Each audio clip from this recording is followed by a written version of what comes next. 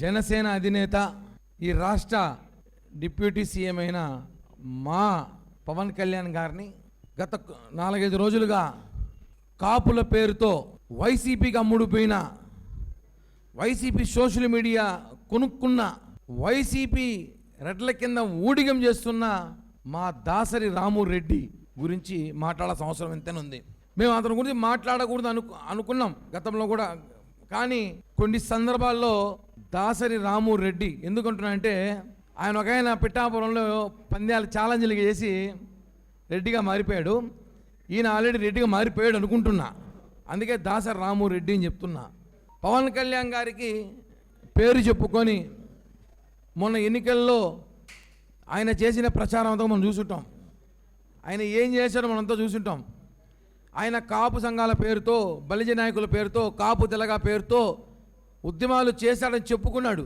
ఆయన అంటాడు, ఈరోజు జనసేన పార్టీలో నాదెళ్ల మనోహర్ గారు పదవి ఇచ్చిన తర్వాత సోకాల్డ్ జేడి లక్ష్మీనారాయణ గారు కానివ్వండి, పార్థసారథి గారు కానివ్వండి, అలాగే మాదాసు గంగాధర్ గారు, తమిళనాడు రామ్మోహన్ రావు గారు కానివ్వండి, అలాగే చంద్రశేఖర్ గారు కానివ్వండి, వీళ్ళందరూ కూడా వెళ్ళిపోయారు. పవన్ కళ్యాణ్ గారు వదిలేన్నారు. ఎందుకు వెళ్ళిపోయారండి? పార్టీ ఓడిపోయిన గంటల వ్యవధిలో వెళ్ళిపోయారు.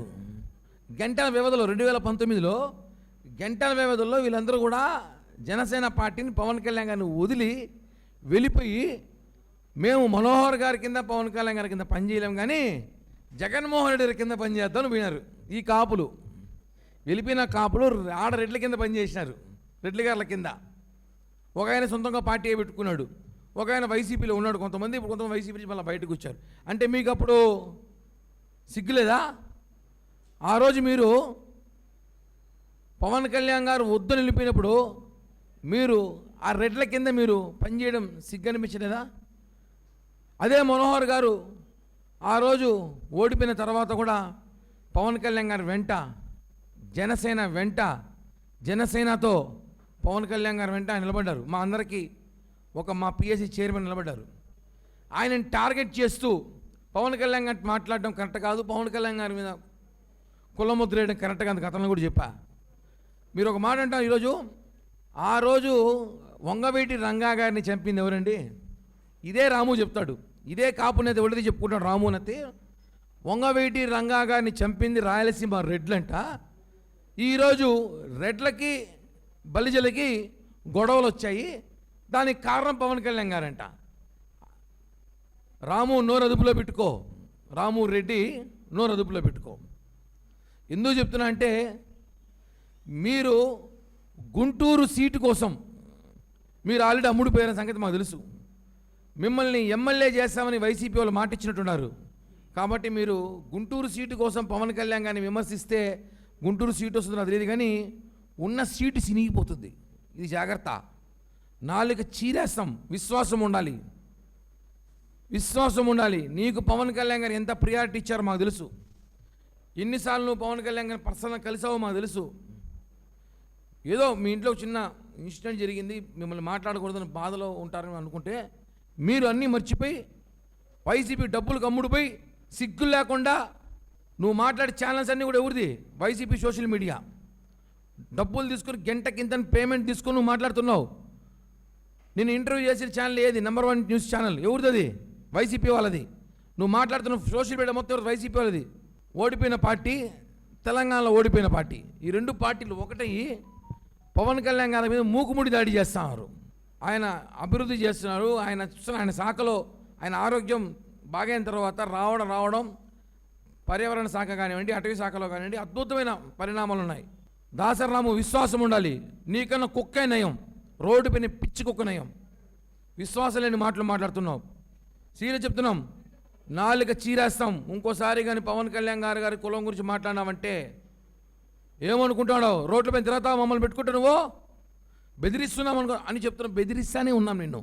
నీకు ఇచ్చిన వాల్యూ వేరు. ఇన్ని రోజులు పోనీలే రాము ఏదో అనేసి అనుకుంటే నువ్వు మా అధినేతను మాట్లాడితే చూస్తుంటావు అనుకున్నావా? ఓటు తీసి కొడతాం ఇక నిన్ను. నువ్వు కాపు ముసుగులో పవన్ కళ్యాణ్ కానీ మాట్లాడితే బట్టలు ఓటు తీసి తంతాం రాము చెప్తున్నాం. ఎందుకంటే మా లిమిట్స్ పవన్ కళ్యాణ్ గారి మీద నువ్వు మాట్లాడే వ్యాఖ్యలు చూస్తున్నాం. రోజు రోజు నువ్వు మాట్లాడుతున్న యూట్యూబ్ ఛానల్ కానీ వైసీపీ కండువా వేసుకొని మాట్లాడుకో. ఇంకా అవసరమైతే నువ్వు కాపు ముసుగు కాపులు తీసుకెళ్ళి వైసీపీ తాకట్టు పెట్టాలని ప్రయత్నిస్తున్నావు అనుకుంటున్నా. అంబటి రాము పేరునాలాగా రాష్ట్రంలో ఏమి జరిగినా పవన్ కళ్యాణ్ గారితో మాట్లాడే అవసరం. ఈరోజు సుగాలి ప్రీతి ఇష్యూ ఇస్తుందండి. సుగాలి ప్రీతి వాళ్ళ అమ్మగారికి ఆ రోజు 2019లో 18లో అమ్మాయి చనిపోతే 2020లో కర్నూలు నడి రోడ్డు మీద లక్షలాది మంది బహిరంగ సభ, లక్షలాది మందితో బహిరంగ సభ పెట్టాం. చిన్న సభ కాదు అది. ఆ సభ పెట్టడంతో ఆ రోజు జగన్మోహన్ రెడ్డి ప్రభుత్వం కిందకి దిగొచ్చి సిబిఐ ఎంక్వైరీ చేస్తామని చెప్పి ఎంక్వైరీకి ఆదేశాలు ఇచ్చింది. అంతే. కర్నూలు సిటీ అవుట్స్కట్స్లో 5 ఎకరాల పొలం, ఎకరా ఈరోజు 2 కోట్లు, ఎకరా 2 కోట్లు, 5 ఎకరాల పొలం ఇచ్చింది.